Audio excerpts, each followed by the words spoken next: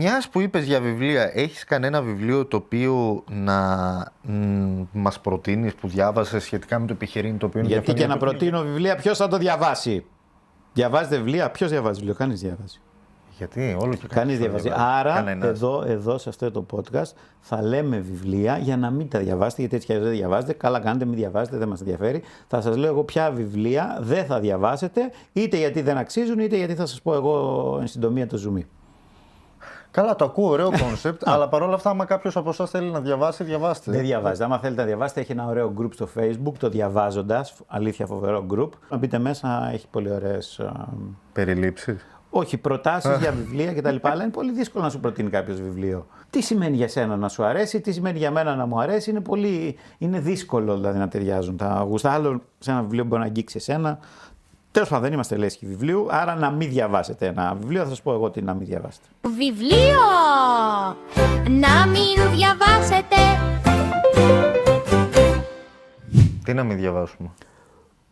Τώρα για πρώτο επεισόδιο, ναι, δεν θα μπορούσα να μην πω τον πλούσιο μπαμπά, φτωχό μπαμπά.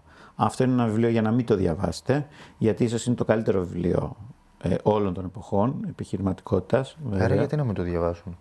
Γιατί αυτή έτσι λέγεται η στήλη. Ένα βιβλίο να μην διαβάσετε. Και αν μην το διαβάσετε, θα σας πω εγώ τι λέει μέσα.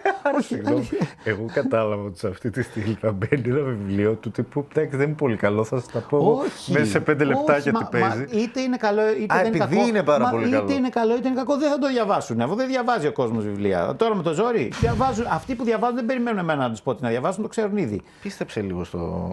Όχι, δεν πιστεύω στο βιβλίο. Δεν πιστεύω ότι ο κόσμος διαβάζει ούτε θα διαβάσει βιβλία. Εδώ το έχουμε χάσει. Είμαι αισιόδοξο σε όλα, αλλά δεν πιστεύω ότι η ανάγνωση βιβλίου θα ανέβει επίπεδα από εκεί που είναι. Αν έχουμε ένα νούμερο, δεν ξέρω τώρα αν υπάρχει, που λέει ότι η ανάγνωση βιβλίου πέφτει χρόνο με το χρόνο, πιστεύω ότι θα συνεχίσει να πέσει στα τάρταρα σε σημείο που δεν θα ξέρουμε ανάγνωση.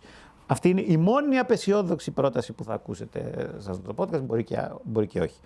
Το πλούσιος μπαμπάς, φτωχός μπαμπάς λοιπόν, όχι. Και μάλιστα πρόσφατα βγήκε κάποιος, δεν θυμάμαι πάλι τον άκουσα σε ένα podcast και είπε: έλα μωρέ, ο Κιγιοσάκη που το έχει γράψει, τελικά βγήκε μετά από χρόνια και είπε ότι είναι ψέματα, λέει. Σόπαρε, δεν είναι ντοκιμαντέρ, δεν λέει η αληθινή ιστορία του Κιγιοσάκη. Είναι ένα βιβλίο επιχειρηματικότητας με παράδειγμα. Με ενδιαφέρει τώρα εμένα αν αυτό που περιγράφει το βιβλίο το έχει ζήσει ή όχι, ή αν μου άφησε εμένα κάτι. Θεωρείται από πάρα πολλούς νούμερο 1, ας πούμε, επιχειρηματικό βιβλίο. Έχει αλλάξει τη ζωή πολλών ανθρώπων. Okay. Και εμένα με επηρέασε πάρα πολύ. Το έχω διαβάσει σε μικρή ηλικία. Πραγματικά είναι φοβερό βιβλίο επιχειρηματικότητας, το οποίο βασίζεται στην εξής πολύ απλή ιδέα. Είναι ένα παιδί, ας πούμε ο συγγραφέας, που κάποιοι λένε ότι δεν είναι, τι μας νοιάζει. Ο συγγραφέας λοιπόν, ο οποίος μεγαλώνει με έναν φτωχό πατέρα, τον πραγματικό του βιολογικό πατέρα, και έναν πλούσιο. Ήταν ας πούμε ένας θείος, να το πούμε έτσι. Που όμως το ωραίο σε αυτήν την ιστορία είναι ότι αυτός που ονομάζει φτωχός πατέρας δεν είναι φτωχός, δηλαδή ο φτωχός του πατέρας ο βιολογικός είναι ένας καθηγητής, ξέρω εγώ, πανεπιστημίου. Και ο πλούσιος πατέρας είναι ένας επιχειρηματίας. Το νόημα λοιπόν είναι πώς επηρεάζεται από τον πλούσιο πατέρα του να μάθει τι, και αυτή είναι η βασική ας πούμε φράση που έχει μείνει από το βιβλίο, να μην δουλεύεις για το χρήμα, να βάλεις το χρήμα να δουλεύει για σένα.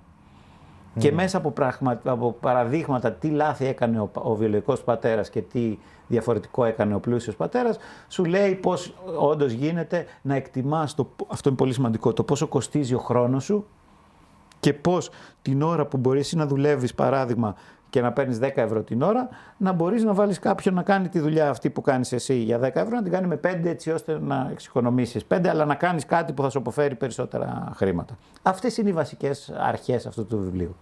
Okay. Μη δουλεύεις για το χρήμα, βάλει το χρήμα να δουλέψει για σένα και εκτίμησε πόσο κοστίζει η εργατόρα σου. Σας το είπα το βιβλίο, είδες, άρα μην το διαβάσετε αυτό το βιβλίο. Αυτό ήταν το νόημα. Αν θέλετε περισσότερα, ρωτήστε με, να σας πω και τα υπόλοιπα. Βιβλίο!